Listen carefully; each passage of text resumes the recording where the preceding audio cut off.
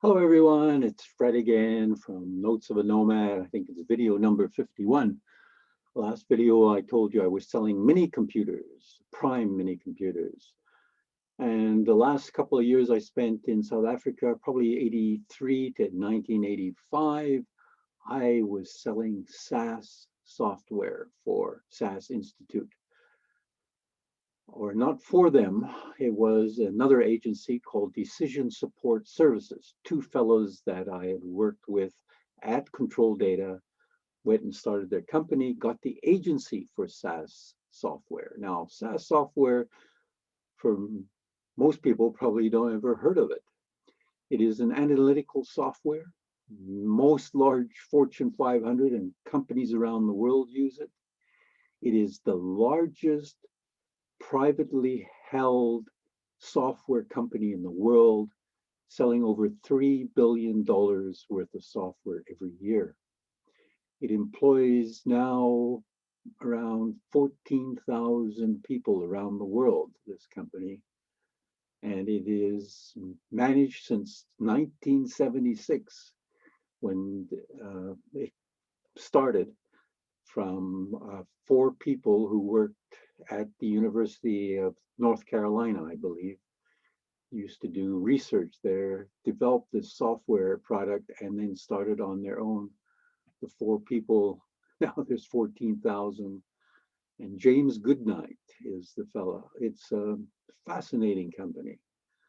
Best product I ever sold, best company I was ever associated with. Many companies could be as successful as them if they followed a few simple principles that SAS uses to run their company. I'll explain that a bit later. I'll show you another logo, SAS, the power to know. This company is a fascinating organization. This is the entrance to their SAS Campus in Cary, North Carolina. It's called SAS Campus. There's, I don't know how many thousand, 5,000 or 6,000 people working there. I visited that site, or that SAS Campus, probably in the late 80s after returning to Canada. One of the fellows that I'd worked with in South Africa, Paul Kent, he was the support person and did help the installation of the software on people's computers. He got a job at SAS Institute, went there in the mid 80s as well, and just retired recently. So he worked there for many, many years until he retired, I think just recently, this past year, if I'm not mistaken. SAS Institute has many buildings. The campus is phenomenal. There's gymnasiums, daycare for children. The one story I remember very well was going to lunch there. Paul took us to lunch, and he just had his company ID card, and the cost of the meal, our meals, were taken off of his paycheck. And there was little tables for the children from the daycare, and they came along. It was raining that day, I think, and they came along in their raincoats, and they sat there, and there was a fellow playing the piano from the local music university, from the department, and he was playing a grand piano while we were eating our lunch. SAS Institute is known as one of the best places to work. And just, if you ever want to read about it, read about SAS Institute and how they treat their employees. You will not believe it. Their turnover is between 3 and 4% per annum of employees, compared to 20 to 24% for the normal software organization. They really look after their employees in many, many ways. Anyway, won't go into the details, but SAS Campus in Cary, North Carolina, is an amazing place with buildings like a university campus.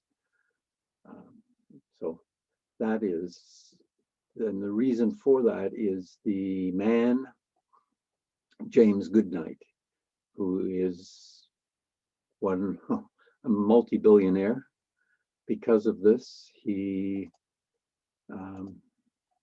This is not a high quality picture, but that's Dr. James Goodnight. He and three other people left the university, and he owns, I think, 2/3 of the shares, so to speak. It's privately owned, privately held. And he's an interesting man too. He has spoken at the world, at Davos, at the World Economic Forum, and many universities. He has his philosophy on how to look after your employees, because he said that's 95% of his assets. They drive out the gates at the end of the day, and if they don't come back, then he's losing his assets. So he's a very interesting man. No wonder the company has been so successful through its history. Started in 1976, so it was relatively small compared to what it is today. And so I really admire how SAS operates. Tried to convince one of the other companies I ended up working for in Canada that there's a few principles they should use trying to sell their software. But they probably don't understand what I was trying to explain. The first principle that they've always used at SAS is ask their clients what changes and what enhancements they want to their software. They have what they call the SAS ware ballot, and people make their suggestions, and all those suggestions are compiled, and every year all of the users vote what are the most interesting or the changes that they want to the software. And because you are giving them what they want and they're telling you what they need and you give it to them, you have loyal customers. That's why it's grown to over a $3 billion company. That's the one principle. The other principle is looking after their people. As I mentioned, it is known as one of the best places to work in the world, particularly in North America, in Cary, North Carolina. And it was the best product I ever sold. It was easiest product to sell as well, because we had so many users in South Africa who were positive about it that I would get a group of potential clients to meet with clients, and the clients would tell them how great the software was, and of course the potential customers would buy it. That was easy. I just organized those sessions, clients telling potential clients how good the software was.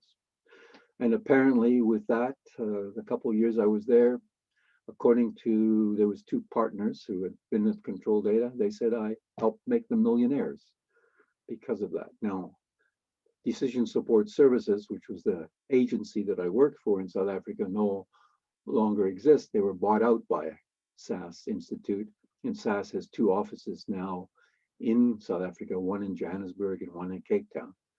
So it is now owned by SAS Institute. They have offices around the world where they have, as I said, 14,000 employees. So there's a lot of very good principles. Listen to your customers, ask them what they want, give them what they want, and they will be very loyal customers. Simple, but I've never met another company that does it like SAS. And the way they look after their employees, just look up SAS Institute, SAS Campus, look up James Goodnight. And there's a lot of principles, why he's a billionaire. And he now manages the largest privately held software company in the world, SAS Institute. It was a great experience working for them. Well, selling their product and working for Decision Support Service in South Africa. So with that, I'll say adios, au revoir, wishing you and your family and friends lots of love and laughter. Oh, and I did get my first shot of the vaccine last Friday. That was Good Friday, a very good Friday. So I'm looking forward to seeing when I can get the second, depending on the supply, I believe. So with that, once again, adios from Fred and Notes of a Nomad.